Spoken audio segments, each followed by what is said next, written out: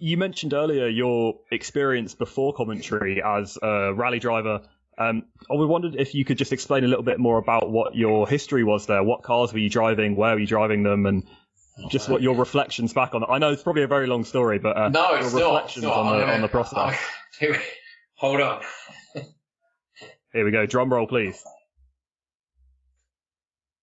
That's my first rally car. There we go. Oh, wow. Vauxhall Nova.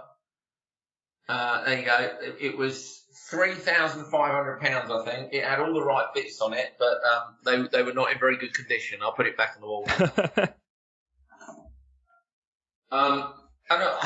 Basically, I was 19 years old. I was probably driving a bit too fast, if truth be told. Mum and Dad bought me, I was 18 actually, Mum and Dad bought me a day at a rally school as a birthday present. So I went along on my 19th birthday, drove a Mark II Escort on gravel, absolutely loved it. My instructor was Chris Munnings, Katie Munnings' dad, which is mad, isn't it?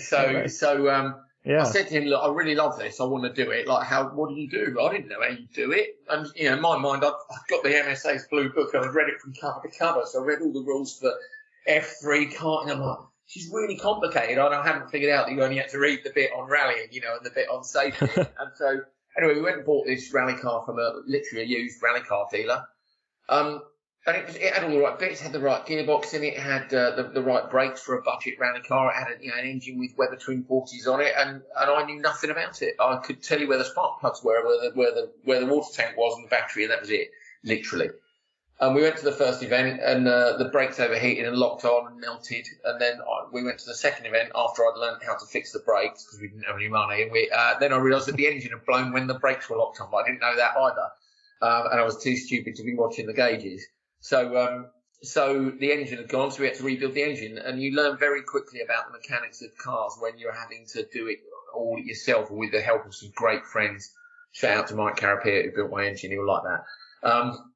So that was the early days. I then entered a couple of awards, the Roger Clark Award, which was for young rally drivers, and I was also on the MSA's first ever kind of elite program, which was called Fit to be Champion. There were 20 rally drivers, including some really great drivers, Ryan Champion, Nick Elsmore, Richard Tuthill, drivers who are much more experienced than me at the time and are still much more experienced than me, much better than me. But I was on both those things, and from that I got a drive with a team called 22 Motorsport. Hold on. And that was their car. So at Ibiza, I did the National Gravel Rally Championship in that. And then 2001, unfortunately, we parted ways, foot and mouth hit, and I went off, and I didn't do any motorsport for a number of years. Then the Dakar Challenge, which was on Eurosport, and there were a couple of hundred teams entered. We made the final 10.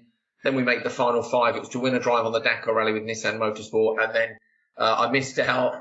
One more. I missed out. We came second to a Swedish guy. There we go. That was us in Morocco, testing the Nismo. It was more like a Group N category car. So we were the reserve drivers for the Dakar Rally. That was 2006, and that really made me want to get back into motorsport. So I went out and bought a Peugeot 206 Cup car, and we did the MSA National Gravel Rally Championship in 2008, in which we won our class.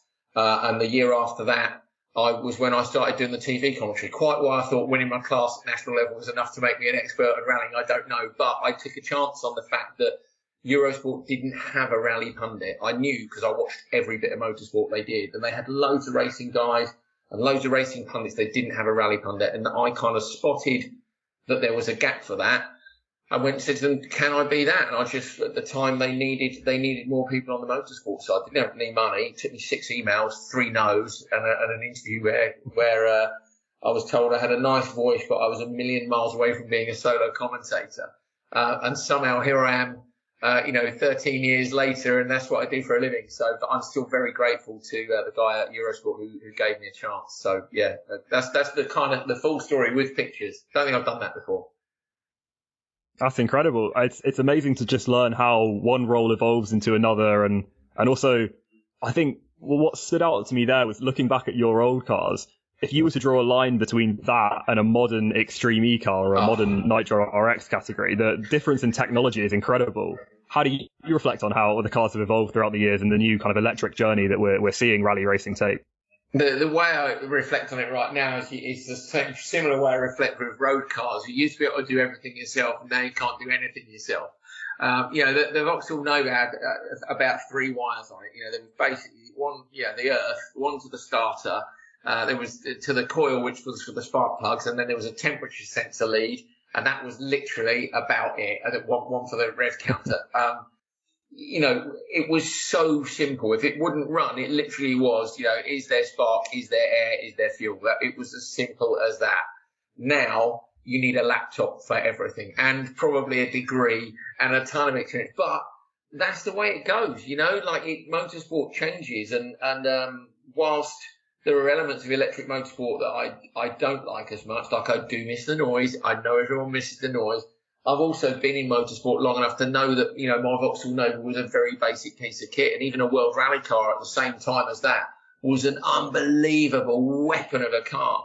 The computing power of a World Rally car now would be an old World Rally car. It wouldn't have been as much as in an iPhone. It's crazy. I read that in one of the Subaru Impreza books.